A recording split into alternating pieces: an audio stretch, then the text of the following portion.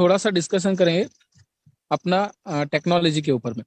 Friends देखिए, आज on passive जो एक ऐसे स्टेज पे आके खड़ी है जो कि पूरे दुनिया के अंदर में इसका आज एक नाम जो है एक स्टार के जैसे चमक रहा है।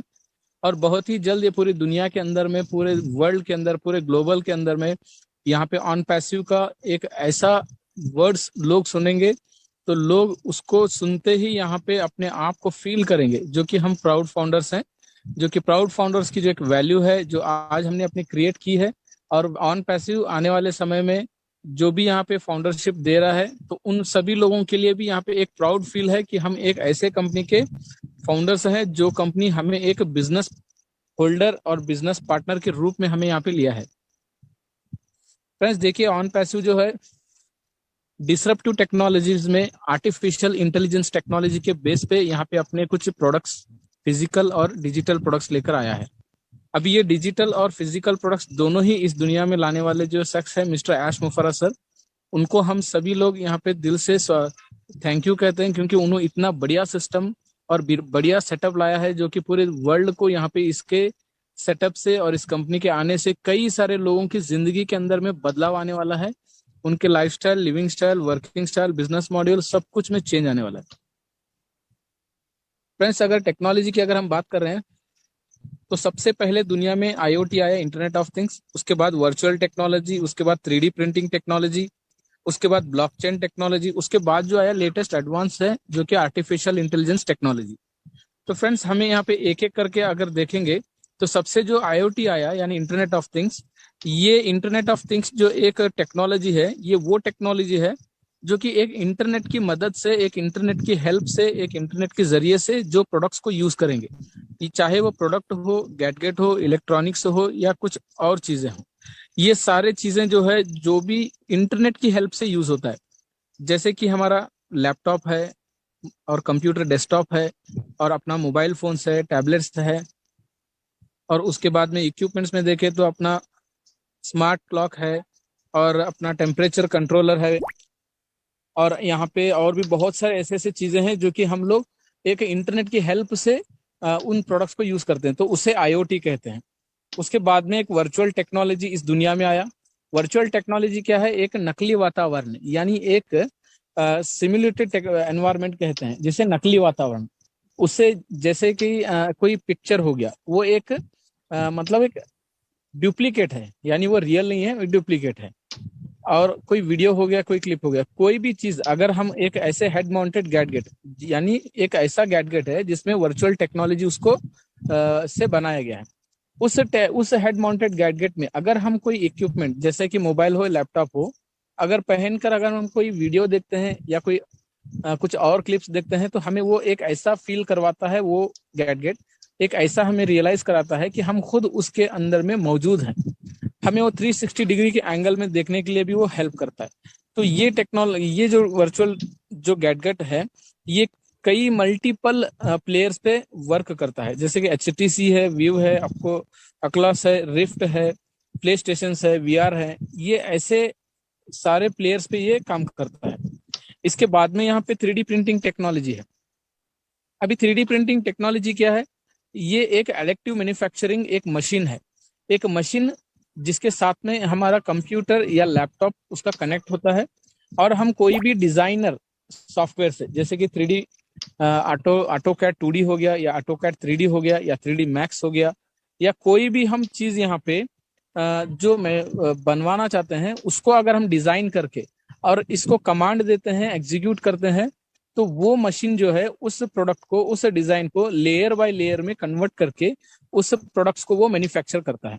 और इसकी स्पीड जो है बहुत ही स्पीड होती है, बहुत ही तेज होती है। और ये जो वर्क करता है 3D प्रिंटिंग टेक्नोलॉजी, ये कई सारे प्रोडक्ट्स पे मैन्युफैक्चर करता है, जैसे कि बच्चों के खिलौने हो गए, रबर जैसे, फाइबर जैसे, प्लास्टिक जैसे, उसके ऊपर प्लेइंग टॉयज के ऊपर, और प्लास्टिक के हार्डवेयर के ऊपर, और हमारे जो सैंडल्स एंड शूज होते हैं उसके ऊपर, ये ऐसे प्रोडक्ट्स के ऊपर में ये काम करता है।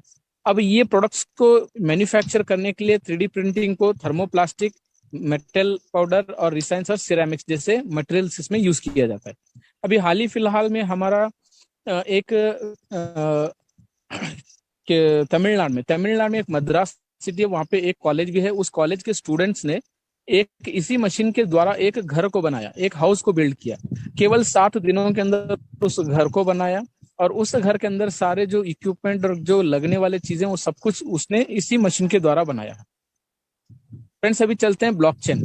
ब्लॉकचेन टेक्नोलॉजी क्या है? ये एक डिसेंट्रलाइज्ड सिस्टम एंड टेक्नोलॉजी है जो कि 2008 से ये शुरुआत की गई थी। और इस टेक्नोलॉजी के अंदर कोई भी इसको मतलब वर्क करने के लिए किसी की जरूरत नहीं होती। ये ऑटोमेटिक सिस्टम में चलने वाला है। इसमें कोई वर्क करने के लिए कोई स्टाफ या मैनेजमेंट या एडमिन की ऑपरेट करने के लिए कोई सिस्टम ही नहीं होता है।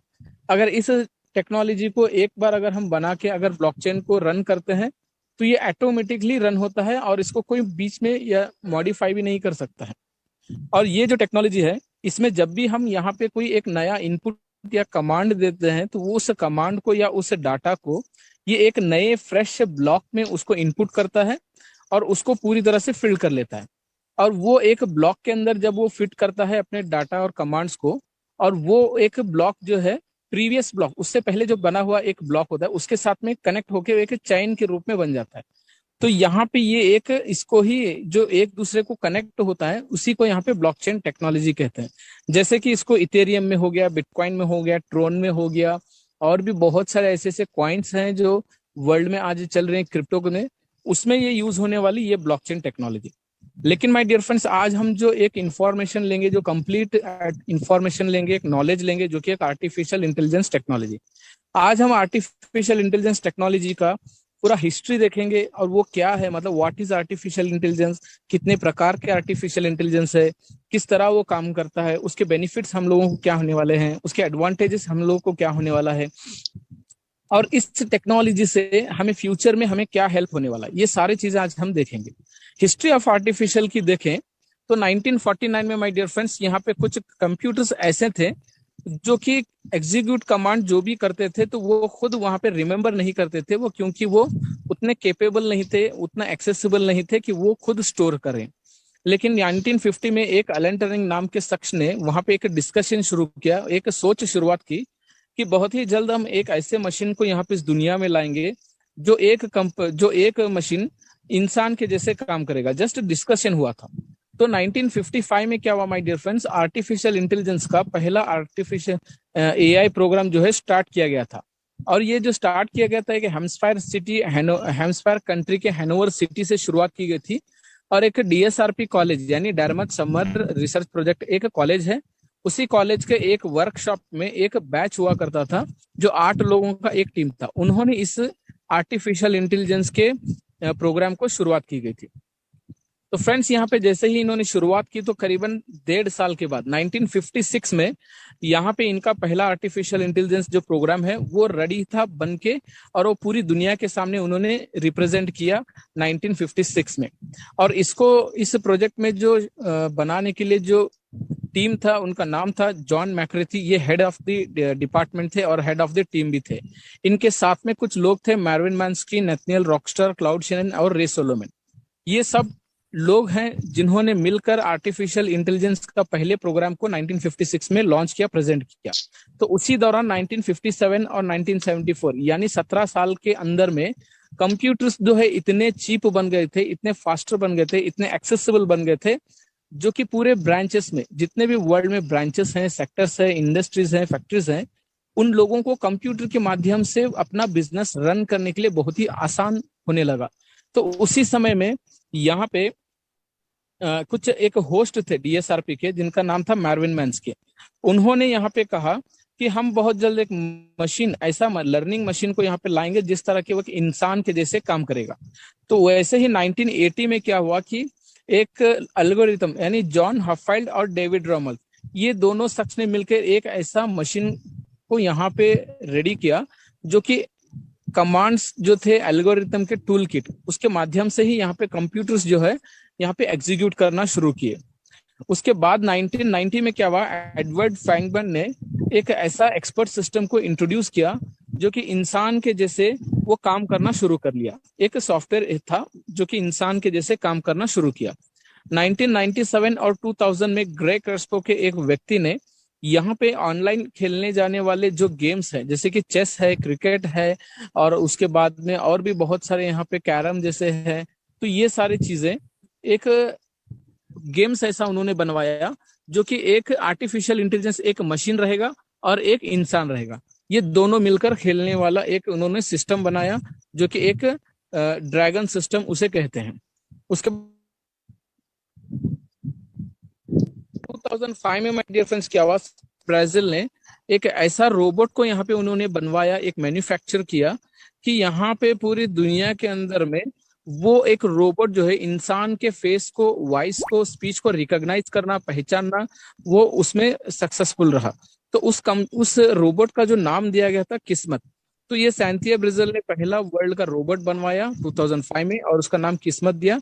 और 2016 एंड 17 में माय डियर फ्रेंड्स यहाँ पे एक गो मास्टर लीसी ड्यूल बोल के एक प्रोजेक्ट था, एक प्रोग्राम था, जिसे कई सालों से कोई भी कंपनी ने बीट नहीं किया था। तो उसी समय में हमारे जो गूगल का जो एक अल्फा गो प्रोग्राम है 2017 में लॉन्च किया। 2017 में जब अल्फा गो प्रोग्राम आया गूगल की तरफ से, तो अल्फा गो प्रोग्राम ने गो मास्टर ली सीड्यूल को यहाँ पे बीट करके आगे निकल गया। तो उसी समय में आर्टिफिशियल इंटेलिजेंस का, सुपर इंटेलिजेंस यहाँ पे शुरुआत की गई। तो फ्रेंड्स यहाँ पे अगर हम देखें आर्टिफिशियल इंटेलिजेंस क्या है, ये लेटेस्ट एंड एडवांस टेक्नोलॉजी है, हाईली स्पेसिफाइड है, सिक्योर्ड है, इजी फ्रेंडली एक टेक्नोलॉजी है।